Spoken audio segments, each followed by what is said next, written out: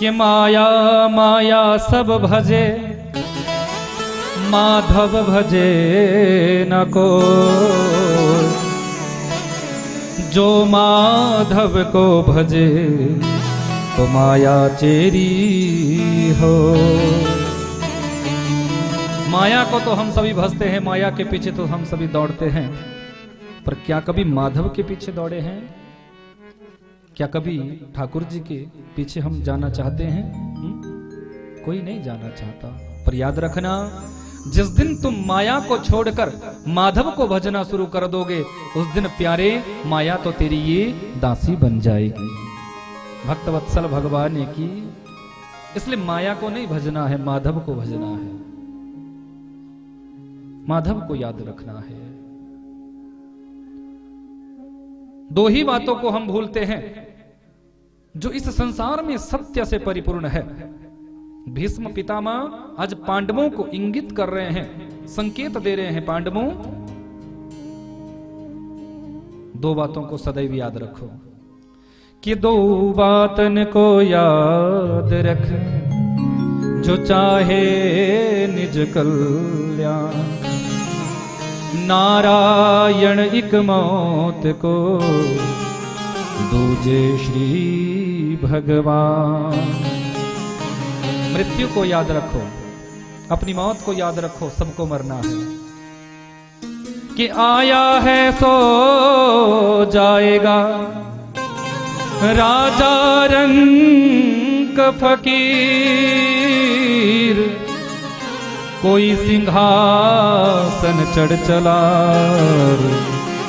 कोई बंधा जंजीर।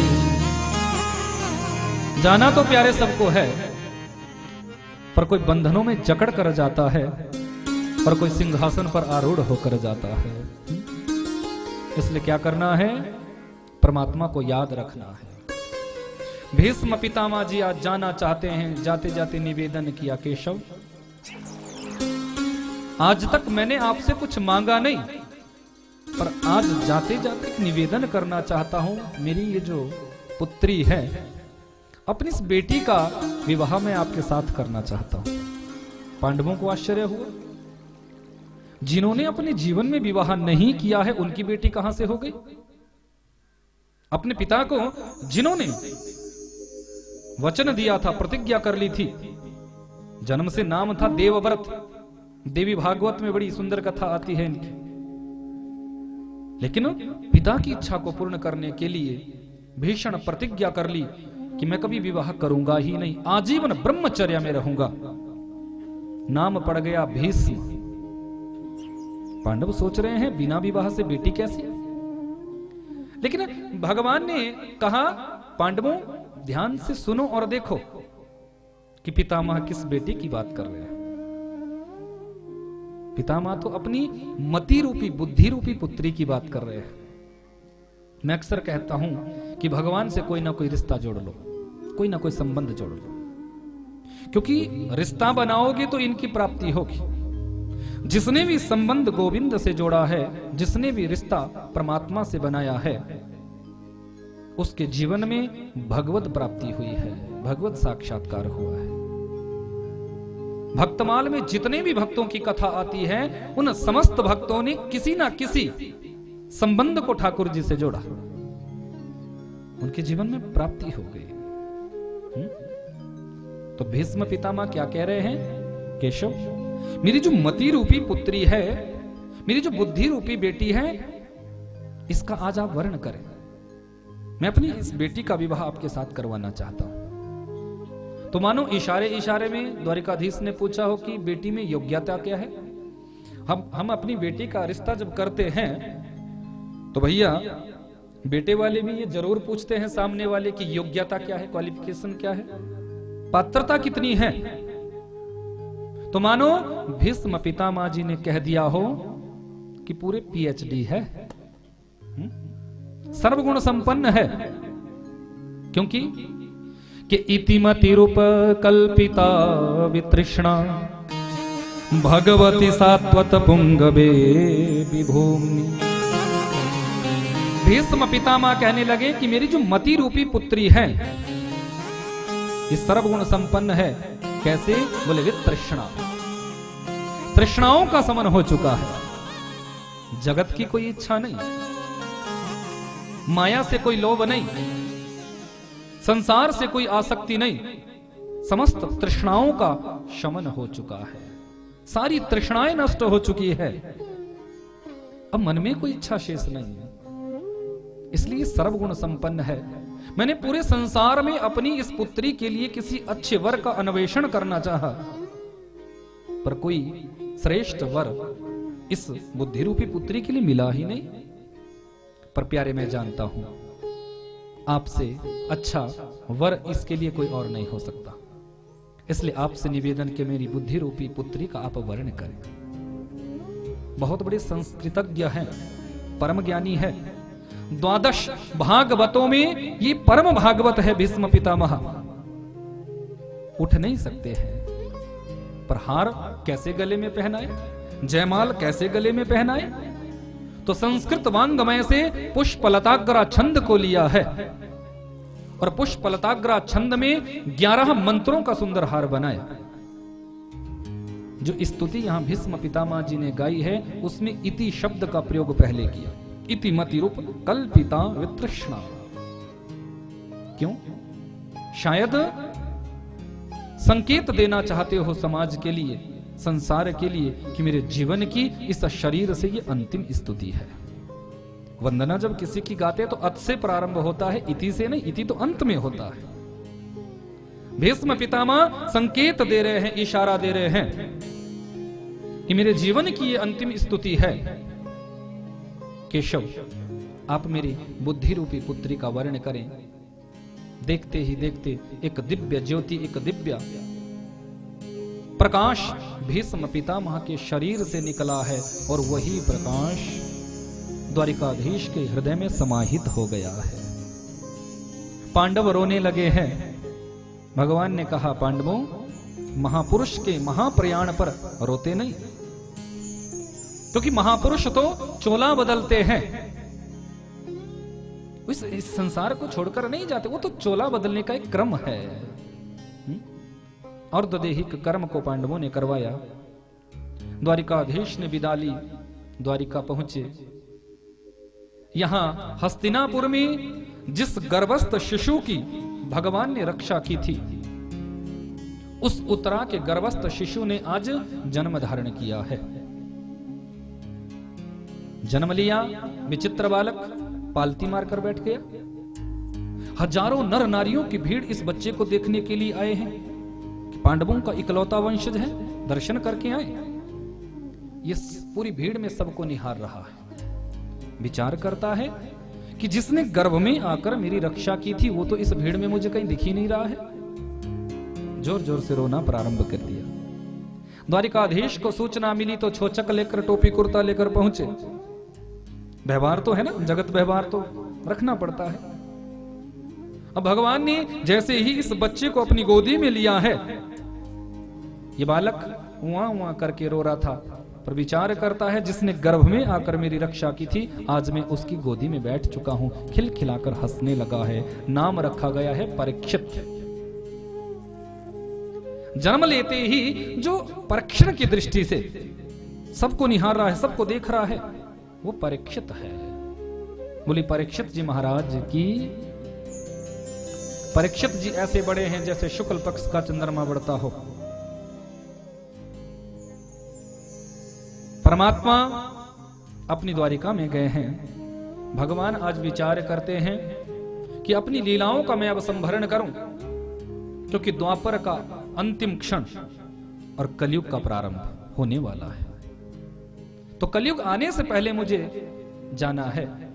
तो भगवान अपनी ही स्वेच्छा से अपने समस्त वंशजों की बुद्धि को भ्रष्ट करते हैं, और आपस में ही ये यदुवंशी 56 करोड़ से अधिक यदुवंशी इस धरती पर थे, ऐसा लिखा है।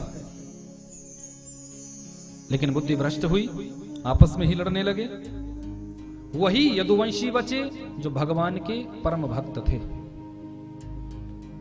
बचे हुए यदुवंशियों को वज्रनाभ के साथ, उद्धव जी के साथ ब्रजमंडल भेजा गया, अपनी 16,108 रानियों को भगवान ने अर्जुन के साथ ब्रज में भेजना चाहा। अर्जुन को भी थोड़ा अभिमान हो गया था कि मेरे गांडीव में बहुत बड़ी शक्ति है, तो भगवान ने उस अभिमान को नष्ट करना चाहा। मार्ग में अपने आप भगवान ही भील बनकर आए हैं और अर्जुन से अपनी समस्त रानियों का हरण किया है। अर्जुन जान गया हमारे अंदर जो शक्ति थी, जो सामर्थ्य था, वो तो द्वारिकाधीश की ही कृपा से था। भगवान जब इस धराधाम को छोड़कर गए हैं, देवता लोग टकटकी बांध कर देख रहे थे कि भगवान जाएंगे कहां, कैसे जाएंगे। पर मैं पहले भी कह चुका हूं कि भगवान इस धराधाम को छोड़कर नहीं जाते। मद भक्ता यत्र गायन्ति तत्र तिष्ठामि नारद। एक दिव्य ज्योति निकली है और वही दिव्य ज्योति श्रीमद् भागवत में समाहित हो गई है। बोले भागवत भगवान ने की साक्षात कृष्ण एव ही। ये कोई ग्रंथ नहीं है, कोई किताब नहीं है, कोई पोथी नहीं है, ये समझ लेना। कल्प तरु है। मेरे राधा माधव की वांगमयी प्रतिमूर्ति ही श्रीमद् भागवत है। एक एक अक्षर में मेरे गोविंद विद्यमान है, राधा माधव की झंकी विद्यमान है। अर्जुन निस्तेज होकर हस्तिनापुर पहुंचा है। मुखमंडल का तेज विहीन हो गया है, तेज नष्ट हो गया है। धर्मराज युधिष्ठिर ने पूछा, अर्जुन क्या बात है, तुम्हारे मुख का तेज कहां चला गया। 3 कारणों से मुख का तेज नष्ट होता है। यदि अगम्य स्त्री का गलती से भी गमन हो जाए तो तेज विहीन हो जाते हो। यदि गलती से भी गौ ब्राह्मण संत की हत्या हो जाए तो मुख का तेज नष्ट हो जाता है। यदि जिसके बिना हम एक पल भी नहीं जी सकते, वो हमारा प्रियतम, वो हमारा प्रेमी हमें छोड़कर चला जाए तो उसके विरह में भी हम निस्तेज हो जाते हैं। तेरे साथ ऐसा क्या हुआ। अर्जुन धड़ाम से गिर पड़ा है। भैया, जिन द्वारिकाधीश की कृपा से हमने बड़े बड़े राजाओं को परास्त किया, आज हम इस हस्तिनापुर के राजा बने, इस देश के, इस राष्ट्र के राजा बने, वो द्वारिकाधीश हमारे बीच में नहीं रहे हैं। कुंती के कानों में जब द्वारिकाधीश के गमन की बात गई है तो कुंती कि राम राम कही, राम कही, राम राम कही राम। जिस प्रकार चक्रवर्ती सम्राट दशरथ ने सुमंत्र जब छोड़कर आए वन मार्ग में, तो 6 दिनों के बाद सुमंत्र दशरथ जी के पास पहुंचे। दशरथ जी ने पूछा, सुमंत्र क्या मेरा राम वापिस नहीं आया। सुमंत्र चरणों में गिर गया, महाराज मैं आपके पुत्र को वापिस लाने में असमर्थ रहा। 6 दिन राम जी को गए हुए थे, इसलिए 6 ही बार दशरथ जी ने राम राम राम राम राम कहा है और अपने प्राणों का त्याग किया है। सच्चे प्रेम का दर्शन, सच्ची निष्ठा का दर्शन। ठीक इसी प्रकार कुंती ने भी यहां कृष्ण कृष्ण कहा है और कृष्ण कृष्ण कहते कहते कुंती ने अपने प्राणों का उत्सर्जन किया है। ये सच्चा प्रेम है। अपने प्रियतम के बिना एक पल भी हमें नहीं रहना, ये प्रेम का दर्शन है। और दैहिक क्रिया को पांडवों ने संपादित किया है। पांडव विचार करने लगे, मां चली गई, द्वारिकाधीश चले गए, तो हमें भी इस संसार में नहीं रहना। परीक्षित को हस्तिनापुर की राजगद्दी पर बिठाया। जो उपदेश भीष्म पितामह जी ने पांडवों को दिया था, वही उपदेश आज पांडवों ने दिया है। बेटा, आज से आप इस धरती के सम्राट बन गए हैं, राजा बन गए हैं। राजा का परम कर्तव्य होता है अपनी नजरों के सामने पाप होते हुए ना देखे, अधर्म होते हुए ना देखे, व्यभिचार होते हुए ना देखे। शत्रु भी यदि शरणागति में आ जाए तो उस शत्रु को भी अभयदान देना। जो भी घर मकान हम बनाए उसमें भगवान के रहने के लिए एक स्थान हम जरूर बनाए। ये उपदेश कौन कर रहे हैं? पांडव कर रहे हैं। अपने लिए तो हम बड़ी बड़ी कोठियां महल बना देते हैं, पर क्या भगवान के लिए भी कोई स्थान दिया? पूछा जाए तो घर तो बहुत अच्छा है, पर मंदिर, बोले मंदिर के लिए जगह थोड़ा देख रहे हैं कि कहां निकलेगी। अपने लिए तो बड़े बड़े मकान तुम बना देते हो, बड़े बड़े मकानात तुम खड़े कर देते हो, पर क्या उस घर में भगवान के लिए कोई स्थान दिया? जिस घर में भगवान का मंदिर नहीं होता, वो घर घर नहीं होता, वो शमशान की तरह होता है, याद रखना। सबसे पहले उसको स्थान दो जिसने तुम्हें उस योग्य बनाया है। हमारी क्या कोई औकात है? यदि संसार में हम कुछ कर रहे हैं तो ईश्वर कृपा से, भगवत कृपा से। पांडव उपदेश कर रहे हैं, परीक्षित बेटा उस मंदिर में जो मूर्ति स्थापित करे, जो विग्रह स्थापित करे, कभी ये मत सोचना कि ये पत्थर की मूर्ति है या धातु की मूर्ति है। प्रत्यक्ष रूप में वहां ईश्वर विद्यमान है, भगवान हमारे इष्ट आराध्य वहां विराजमान है, ये मनोभाव रखो। अपनी प्रजा को संतान तुल्य मानना, ऐसा ज्ञानोपदेश परीक्षित को किया और बद्री विशाल होते हुए स्वर्गारोहण पर निकले। शरीर मात्र युधिष्ठिर जी पहुंचे हैं, उनके साथ एक स्वान गया है, एक कुत्ता गया है। बहुत से लोग कई बार प्रश्न करते हैं, जब हम कुत्ता पालने का विरोध करते हैं कि घर में स्वान नहीं पालना चाहिए, तो कुछ लोगों का प्रश्न होता है कि महाराज जी, धर्मराज जी के साथ तो स्वान गया था, कुत्ता गया था। देखो, धर्मराज जी के साथ जो स्वान गया था वो मात्र धर्मराज जी के द्वारा किया गया धर्म था। कुत्ता पालने का मतलब ये नहीं कि कुत्ते को तुम अपने रसोई घर में बिठा दो, अपने बेडरूम के बेड पे बिठा दो। रोटी देना बुरी बात नहीं है, किसी भी जीव को तुम रोटी देते हो वो अच्छी बात है, वो पुण्य कर्म है। पर तुम सोचो कि उस कुत्ते को अपने बेड पे बिठा ले, तो ये निकृष्ट कर्म है। और ऐसा यदि तुम करते हो तो समझ लेना अपने अगले जन्म की तैयारी कर रहे हो।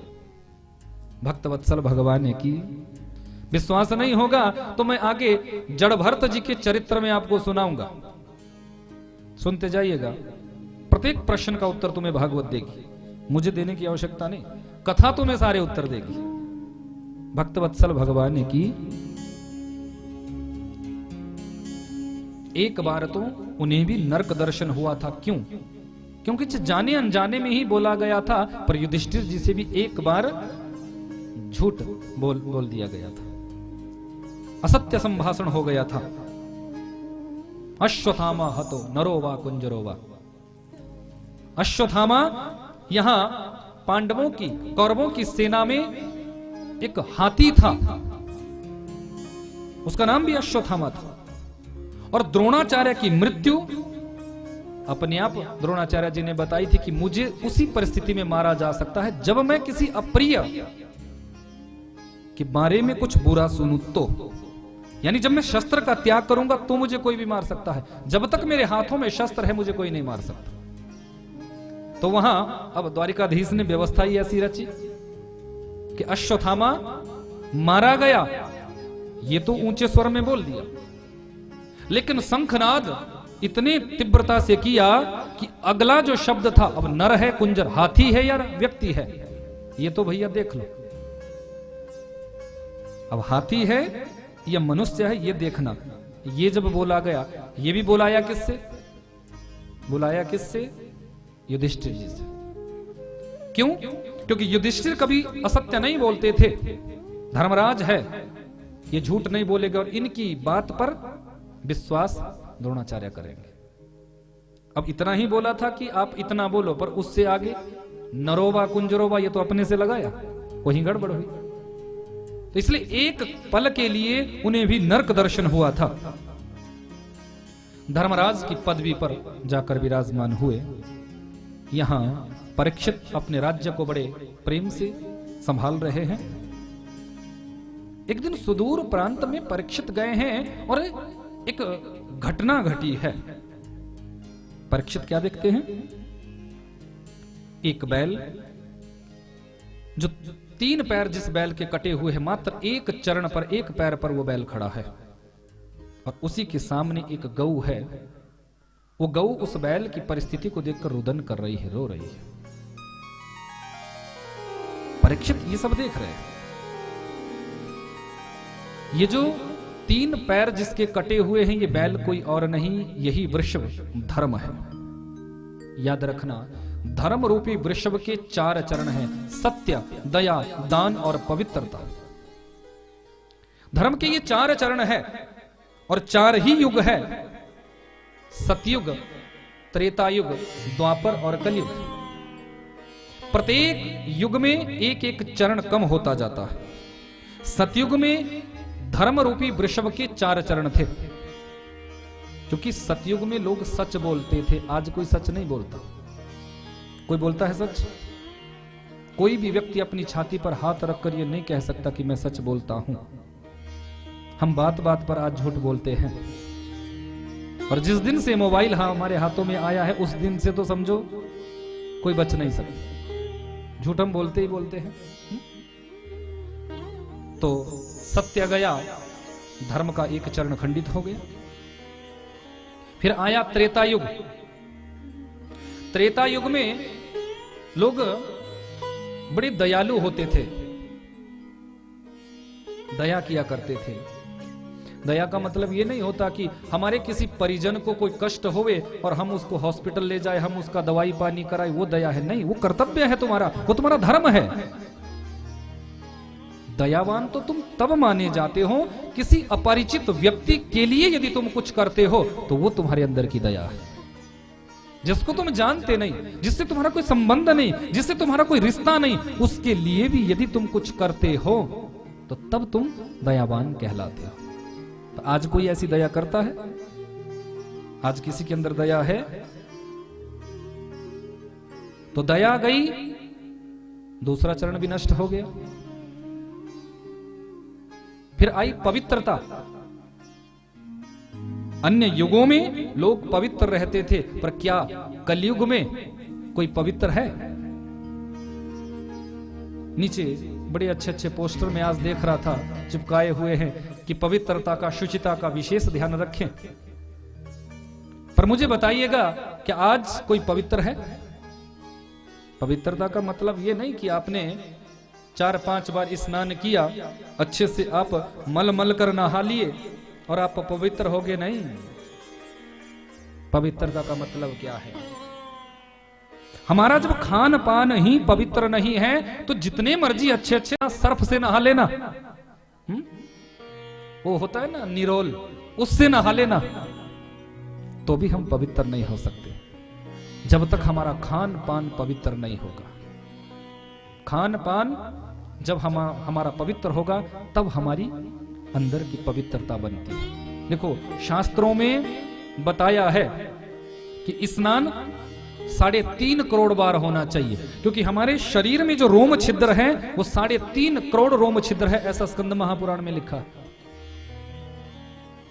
जब हम पाप कर्म करते हैं, बुरा कर्म जब हम करते हैं, तो हमारा जो पाप होता है वो हमारे रोम छिद्रों पर आकर बैठता है। आपने देखा होगा संतों को, महापुरुषों को श्रावणी पुण्य पर जो है तीर्थों पर जाते हैं, हरिद्वार में जाते हैं और भद्र हो जाते हैं, मुंडन करवा लेते हैं। क्यों? क्योंकि हमारे द्वारा किया गया जो पाप कर्म होता है वो हमारे बालों में आकर विराजमान होता है, बालों के ऊपर बैठता है। तो बोले महाराज, फिर 3.5 करोड़ रोम छिद्रों पर जब वो पाप पुंज बैठ जाता है तो फिर 3.5 करोड़ बार कोई स्नान करेगा? बोले महाराज जी, आजकल तो 1 बार करना भी मुश्किल है, नंबर प्लेट ही साफ करते हैं हम तो। क्यों? झूठ बोल रहा हूं तो बताओ। तब समस्या है तो समाधान भी तो होना चाहिए। पर चिंता मत करो, डरो मत, शास्त्रों में हर समस्या का समाधान है। 3.5 करोड़ बार स्नान का मतलब है, मैं बार बार कहता हूं कि नादो वही ब्रह्म, ताली बजाई, नाद उत्पन्न हुआ, ब्रह्म प्रकट हो गया। क्योंकि शब्द ब्रह्म है। हाथों से तुम करताल ध्वनि करते हो, नाद ब्रह्म प्रकट होता है। मुख से तुम गाते हो, नाम ब्रह्म प्रकट होता है। जैसे तुम भगवान का जय घोष करते हो, परमात्मा का भजन गाते हो, आपसे मैं रिपीट करवाता हूं ना, इसमें मेरा फायदा थोड़ी भी है। मैं तो आपका लाभ करना चाहता हूं। और तुम ऐसे आलसी हो, अपना लाभ ही नहीं चाहते। ऐसे गाते हो कि पता नहीं कौन सा पहाड़ आपके ऊपर रख दिया। मैं बार बार कहता हूं, बोले बांके बिहारी लाल की। अब देखो कितनी आस्था बोला, उच्च स्वर से बोलना चाहिए, बोले बांके बिहारी लाल की।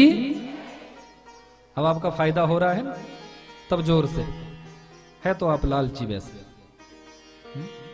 चलो भगवान के नाम के लालची बनो, पर बनो तो सही। अब देखो, मुख से आपने भगवान का नाम गाया, हाथों से आपने करताल ध्वनि की, जैसे ही तुम्हारे मुख से जो निकला हुआ शब्द होता है वो करोड़ों करोड़ों टुकड़ों में विभक्त हो जाता है, और वही करोड़ों टुकड़े आपके 3.5 करोड़ रोम छिद्रों पर बैठ जाते हैं। जैसे ही वो भजन के टुकड़े, भजन के भाव आपके रोम छिद्रों पर बैठते हैं, आपका 3.5 करोड़ वाला स्नान हो जाता है। भक्तवत्सल भगवान की यह है 3.5 करोड़ बार स्नान करने का फल। अब बोलो करोगे कि नहीं? बोले महाराज अब तो रोज किया करेंगे। तो शरीर के पवित्रता बताइए, पवित्रता किसी के अंदर है ही नहीं। चौथी बात कही दान की। कलयुग में क्या है? सिर्फ और सिर्फ एक चरण धर्म का सुरक्षित है, वो है दान। यदि दान करना भी छोड़ दोगे तो धर्म का चौथा चरण सुरक्षित बचेगा? बताओ जरा, कभी नहीं बचेगा। ये आपस में चर्चा हो रही थी, उसी समय एक काला कलोटा पुरुष आया, क्योंकि कलयुग नहीं चाहता कि धर्म का चौथा पैर भी सुरक्षित बचे। इस धर्म रूपी वृषभ के चौथे पैर को काटने लगा। परीक्षित ने देखा मेरे राज्य में ये हाल, तुरंत कूद पड़े हैं, सामने खड़े हो गए, तुम कौन हो? इस वृषभ के, इस बैल के चौथे पैर को क्यों काटना चाहते हो? इस काले कलूटे पुरुष ने कहा, महाराज मैं ही कलयुग हूं। कलयुग तुम? बोले हाँ। बोले क्यों? चले जाओ यहां से। बोले महाराज मैं कैसे जा सकता हूं, क्योंकि सतयुग आता है अपना समय पूरा करके चला जाता है, त्रेता आता है अपना समय पूरा करके चला जाता है, द्वापर आता है अपना समय पूरा करके चला जाता है, अब मुझ कलयुग का नंबर है। परीक्षित को लगा कि है तो चलो ये कलयुग है, पर मेरे पूर्वजों ने मुझे उपदेश किया था कि शत्रु भी यदि शरणागति में आ जाना तो उसे अभय देना, शरणागति देना। अच्छा बताओ तुम्हारे अंदर गुण क्या है? बोले महाराज वैसे तो अवगुण ही अवगुण भरे हुए हैं, लेकिन एक गुण मेरे अंदर है। बोले कौन सा? कि कलयुग केवल नाम आधारा, सुमिर सुमिर नर उतरहि पारा। कलयुग कहता है कि अन्य युगों में हजारों वर्ष तपस्या करने से भी जो फल नहीं मिलता, वो मुझ कलयुग में 2 घड़ी भगवान नाम संकीर्तन करने से वो फल मिल जाता है। राजा परीक्षित ने सोचा भले ही इसके अंदर अवगुण है, एक गुण तो श्रेष्ठ है, इसलिए अपने राज्य में रहने के लिए कहा। 4 स्थान दिए हैं, सुनो कलयुग, द्यूतम पानम स्त्री सूना यत्र अधर्मश्च चतुर्विध। 4 स्थान। द्यूतम जहां जुआ खेला जाए वहां तुम्हारा वास होगा। पानम जहां मदिरा का पान होता हो उस घर में तुम्हारा वास होगा, उस स्थान पर तुम्हारा वास होगा। स्त्री सूना जहां पर नारियों पर गंदी दृष्टि रखी जाए, जहां नारियों का अपमान होता हो वहां कलयुग तेरा वास होगा। और जहां अधर्म होता हो, जब व्यभिचार होता हो, वहां भी कलयुग तेरा वास होगा। कलयुग ने विचार किया ये 4 स्थान तो निंदनीय है, न तो कोई शराबियों को मानता है, न कोई व्यभिचारियों को मानता है, न कोई अधर्मियों को मानता है, न कोई जुआरियों को मानता है। शराबी जो होते हैं ना, देखो बहुत से लोग किसी रिटायरमेंट पार्टी में गए, अब पता है कि दूसरे की जेब से जा रहा, मेरा क्या जा रहा है, तो इतना पी लेते हैं कि शरीर का भी भान नहीं। शराब 3 शब्दों से बनी है, शराब। श से सड़ाती है, र से रुलाती है, और ब से तुम्हें बर्बाद करके छोड़ देती है, पर फिर भी तुम पीते हो। क्यों? ऐसी वस्तु का सेवन हम क्यों करें?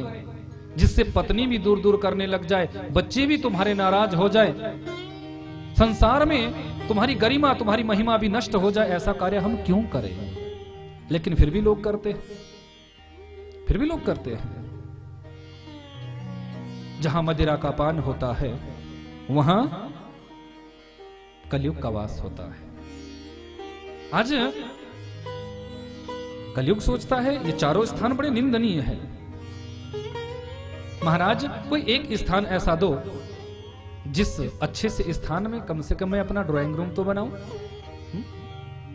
तो राजा परीक्षित के मुख से निकल गया, जाओ कलयुग स्वर्ण में भी तेरा वास हो। अब प्रश्न उठता है कि वेद में तो भगवान ने कहा है, वेदों में आया है, हिरण्यगर्भा संवर्तताग्रे भूतस्य जाता पतिरेक आसी।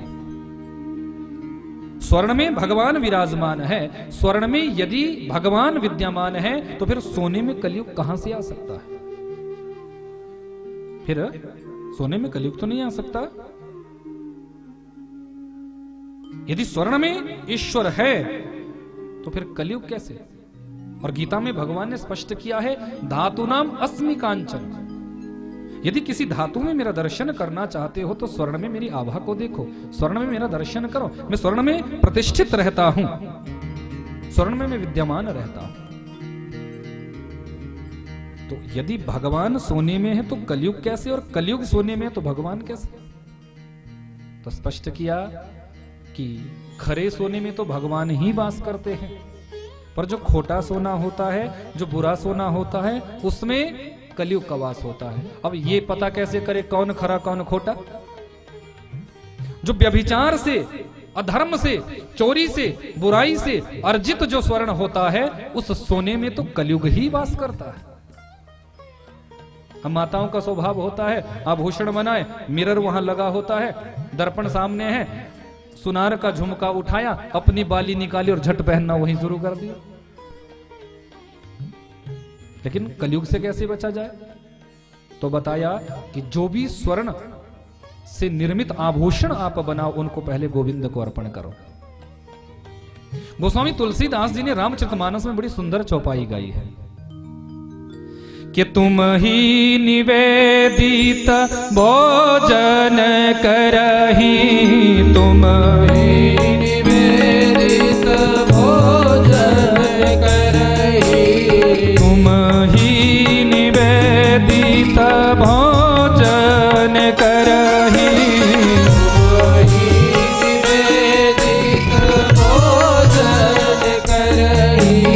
प्रभु प्रसाद पट भूषण धरही, प्रभु प्रसाद पट भूषण धरही, प्रभु प्रसाद पट भूषण धरही, प्रभु प्रसाद पट भूषण धरही, तुम ही निवेदित भोजन करही, प्रभु प्रसाद पट भूषण धरही। भगवान को जो भी आप अपने यहां बनाए, सबसे पहले भगवान को उसका भोग लगाओ। त्वदीयम वस्तु गोविंद तुभ्यमेव समर्पय, भगवान को समर्पित करो। आभूषण भी जो तुम निर्माण कराएं, उन आभूषणों को सबसे पहले भगवान को प्रसादी बनाओ, भगवान को अर्पण करो। प्रसादी आभूषणों को जब आप धारण करोगे, क्योंकि प्रसादस्तु प्रसन्नता, प्रसाद क्या है? जो तुम्हें प्रसन्नता देता। प्रसाद पाने से तुम्हारे अंतःकरण में प्रसन्नता आ जानी चाहिए, वो प्रसाद है। भगवान को समर्पित करके प्रसादी बनाकर जब तुम आभूषणों को धारण करोगे तो विश्वास रखना, प्रसादी आभूषणों को धारण करके जो भी माता बहन किसी भी घर में जाएगी, वो साक्षात लक्ष्मी जी का रूप लेकर जाएगी। भक्त वत्सल भगवान ने की, इसलिए भगवान को समर्पित करो। कलयुग को इन 5 जगहों में स्थान मिला। राजा तो यहां से गए, समय व्यतीत हुआ। एक दिन राजा का मन हुआ अपने पूर्वजों के खजाने को खोलूं। खजाना खोला, सामने एक दिव्य मुकुट देखा जिसमें मणियां जड़ित हुई है, हीरे जवाहरात जड़े हुए हैं।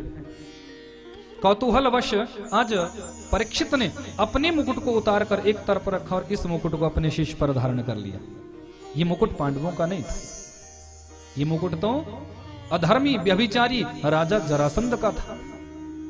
जैसे ही अधर्म से युक्त, अधर्म से निर्मित इस मुकुट को धारण किया है, कलियुग को मार्ग मिला, तुरंत राजा परीक्षित को प्रभावित कर दिया है। आज से पहले राजा परीक्षित कभी शिकार नहीं खेलते थे, आखेट नहीं करते थे, पर आज मन हुआ कि आखेट खेलो। कुछ सैनिकों को अपने साथ लिया, जंगल में चले गए आखेट खेलने के लिए, शिकार खेलने के लिए। जंगल इतना भयावह था, इतना विचित्र था कि जो भी मंत्री संतरी खंत्री सब साथ गए थे, सब भटक गए, सब भूल गए। जैसे कैसे परीक्षित भूख प्यास से तड़फते हुए ऋषि शमीक जी के आश्रम पर पहुंचे। शमीक जी तो साधना में बैठे हुए हैं, मन के तार परमात्मा से जुड़े हुए हैं, त्राटक समाधि लगी हुई है। कौन आ रहा है, कौन जा रहा है, कोई भान थोड़ी भी। अब भूख प्यास से तड़फ रहे थे।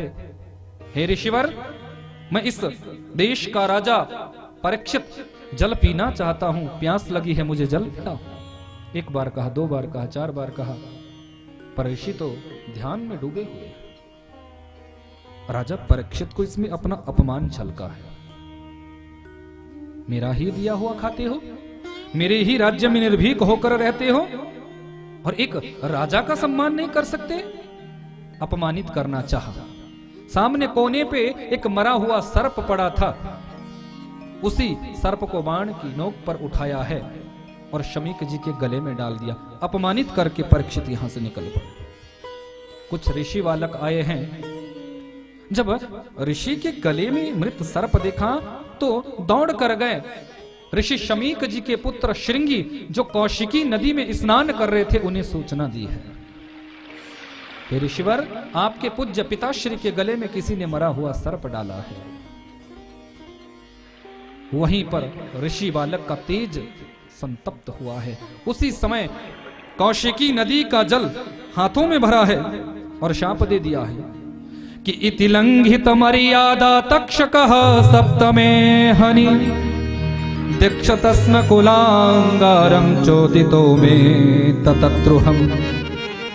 इति लंघित मर्यादा, जिसने मर्यादा का उल्लंघन किया है, मैं शाप देता हूं, आज से ठीक 7वें दिन उसी सर्प के पूर्वज तक्षक उसको डंक मारेंगे और उसकी अकाल मृत्यु हो जाएगी, उसे मरना पड़ेगा। दौड़े, पिता के गले से मृत सर्प निकालकर दूर फेंका। पुत्र को रोते हुए देखा तो पिता की आंख खुली, बेटा रो रहे हो? हाँ। पर पिताश्री, जिस किसी दुष्ट ने भी ये दुष्टता की है, मैंने उसको शाप दे दिया है, वो बच नहीं सकता, आज से ठीक 7वें दिन उसे मरना पड़ेगा। अरे बेटा, ये तुमने क्या कर दिया? वो तो परम धर्मात्मा राजा है, कलयुग के प्रभाव से उनसे ये दुराचार हुआ, ये पापाचार हुआ। उनके राज्य में तो हम निर्भीक होकर भजन करते हैं, बेटा ये तूने क्या किया? पिताश्री, वाग बाणों को छोड़ चुका हूं, अब ये वापस नहीं आ सकता, मरना तो उसे पड़ेगा। शमीक जी ने गौरमुख नामक शिष्य को बुलाया, बेटा जाओ राजा परीक्षित को हस्तिनापुर में सूचना दो कि मेरे पुत्र ने तुम्हें 7वें दिन मरने का शाप दिया है, अपनी मुक्ति का कोई उपाय खोज लो। राजा परीक्षित ने मुकुट उतार कर एक तरफ रखा, कलयुग का प्रभाव शांत हुआ। सोचने लगे, आज मैंने इस शरीर से एक संत का अपराध किया। गौरमुख नामक शिष्य पहुंचा है, राजन, श्रृंगी ऋषि के द्वारा 7 दिनों में मरने का तुम्हें शाप लगा है, अपनी मुक्ति का उपाय खोजो। राजा परीक्षित कहने लगे, 7 दिन? ये शाप नहीं, ये तो मुझे वरदान मिला है। जिस शरीर से मैंने किसी संत का अपराध किया हो, उस शरीर को तो 7 मिनट भी जीने का अधिकार नहीं, पर 7 दिन मुझे दे दिए, ये तो मेरे ऊपर बहुत बड़ा उपकार किया है। अपनी पत्नी इरावती से कहने लगे, देवी, मैं अपनी छाती पर हाथ रखकर कह सकता हूं कि 7 दिन से पहले मुझे कोई मार नहीं सकता और 7 दिन के बाद मुझे कोई बचा नहीं सकता, क्योंकि संत का वचन झूठा नहीं हो सकता। वैराग्य भाव आ गया, पूर्ण वैराग्य जागृत हो गया। अपने 4 पुत्रों में ज्येष्ठ पुत्र जन्मेजय को राजगद्दी पर बिठाया। जो उपदेश पांडवों ने दिया था वही अपने ज्येष्ठ पुत्र को उपदेश दिया और तुरंत अपने राज्य का त्याग किया है। गंगा जी के पावन तट हरिद्वार पहुंचे हैं, पीछे पीछे पत्नी इरावती भी दौड़ी। पति ने ही जब राज्य का त्याग कर दिया तो मैं यहां रहकर क्या करूं? अत्रि वशिष्ठ पुलस्त पुलह अंगिरा भरद्वाज, न जाने कितने संत वहां एकत्रित हो गए कि धर्मात्मा राजा को शाप लगा है, मुक्ति का उपाय कैसे होगा? कोई 21 दिन का अनुष्ठान बता रहा है, कोई 15 दिन का अनुष्ठान बता रहा है, कोई 11 दिन का अनुष्ठान बता रहा है, कोई 9 दिन का अनुष्ठान बता रहा है, पर परीक्षित के पास तो मात्र 7 दिन है। 7 दिन में कौन मुक्ति दिलाए? कौन ऐसा संत है जो मुक्ति दिला सके? परीक्षित जी विचार करते हैं, ऐसा कोई संत मिल जाए, ऐसा कोई सदगुरु मिल जाए, ऐसा कोई श्रेष्ठ संत मेरे जीवन में आ जाए जो मुझे आज मुक्ति दिला दे, मेरे इन 7 दिनों में मुझे मुक्त कर दे, परमात्मा से मेरा तार जोड़ दे, परमात्मा से मेरी भक्ति की लय जोड़ दे। कौन ऐसा संत है